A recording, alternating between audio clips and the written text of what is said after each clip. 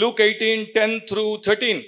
ప్రార్థన చేయుటకై ఇద్దరు మనుషులు దేవాలయమునకు వెళ్ళిరి. గమనించండి, ప్రార్థన చేయడానికి వెళ్ళారు, దేవాలయానికి వెళ్ళారు.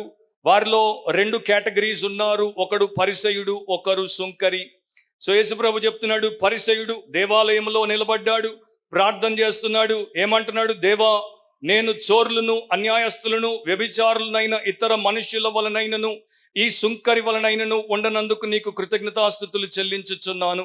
వారమునకు 2 మార్లు ఉపవాసము చేయుచు నా సంపాదన అంతటిలో 10వ వంతు చెల్లించుచున్నానని తనలో తాను ప్రార్థించుచుండెను. అతని ప్రార్థనలో అతడు దేవుణ్ణి ఒక్కటి అడుగలేదు. He did not ask God for anything. He is standing in the presence of God. He is standing in the holy temple and he is simply announcing to God how good and how righteous he is. అంటే నేను ఎంత మంచివాణ్ణో, నేను ఎంత నీతిమంతుణ్ణో, ఓ దేవా, నీ దేవాలయంలో నీ ఎదుట నేను నీకు తెలియజేసుకుంటున్నాను. నాకు నీ అక్కర్లేదు, నాకు నీ కృపతో పని లేదు, నాకు నీ జ్ఞానంతో పని లేదు, నాకు నీ క్షమాపణతో పని లేదు. నేనెంత నీతిమంతుణ్ణో తెలుసుకో దేవా. ఈ పాపి కన్నా, ఆ సుంకరి కన్నా, ఆ వెధవ కన్నా నేనెంత మంచివాణ్ణో తెలుసుకో దేవా. 98% ఆఫ్ క్రిస్టియన్స్ ఎవ్రీ సండే ఆరాధనకు వచ్చినప్పుడు చేసే వెధవ పని ఏంటంటే ఇదే వెధవ పని. నేనెంత మంచివాణ్ణో చూడు దేవా, నేనెంత ప్రార్థనా పరుణ్ణో తెలుసుకో దేవా, నేనెంత బైబిల్ జ్ఞానినో గ్రహించు దేవా, నేను నా చర్చిలో ఉన్నటువంటి అందరికన్నా ఎంత మంచివాడనో, ఎంత మంచిదాన్నో తెలుసుకో దేవా.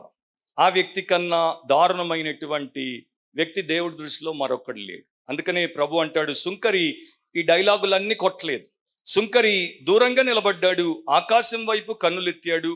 ఆకాశం వైపు కన్నులెత్తాడు అంటే బహుశా అతడు ఇంకా టెంపుల్లో కాలు కూడా పెట్టలేదు. టెంపుల్ డోర్ దగ్గర బయటే నిలబడ్డాడు, ఆకాశం వైపు చూస్తున్నాడు. ధైర్యము చాలట్లేదు, రొమ్ము కొట్టుకుంటున్నాడు. దేవా, పాపినైనా నన్ను కరుణించుమని పలికాడు, అడిగాడు. God be merciful unto me. I ask you to show mercy to my sinful soul and forgive my sin అని దేవుడిని అడిగాడు. కనుక యేసుప్రభు ఏమన్నాడు? టెంపుల్లోకి వచ్చి దేవుడికి చెప్పుకున్నటువంటి వాడు క్షమాపణ పొందలేదు, కానీ టెంపుల్ బయట నిలబడి దేవుణ్ణి అడిగిన వాడు క్షమాపణ పొంది ఇంటికి పోయాడు. సో మనలో 98% పరిసయులు, 2% సుంకర్లు ఉన్నారు. సో మనం దేవుడికి అనౌన్స్మెంట్లు చేయడానికి చర్చికి, వర్షిప్కి రావద్దు, దేవుడిని అడగడానికి రావాలి. We should come to church to ask.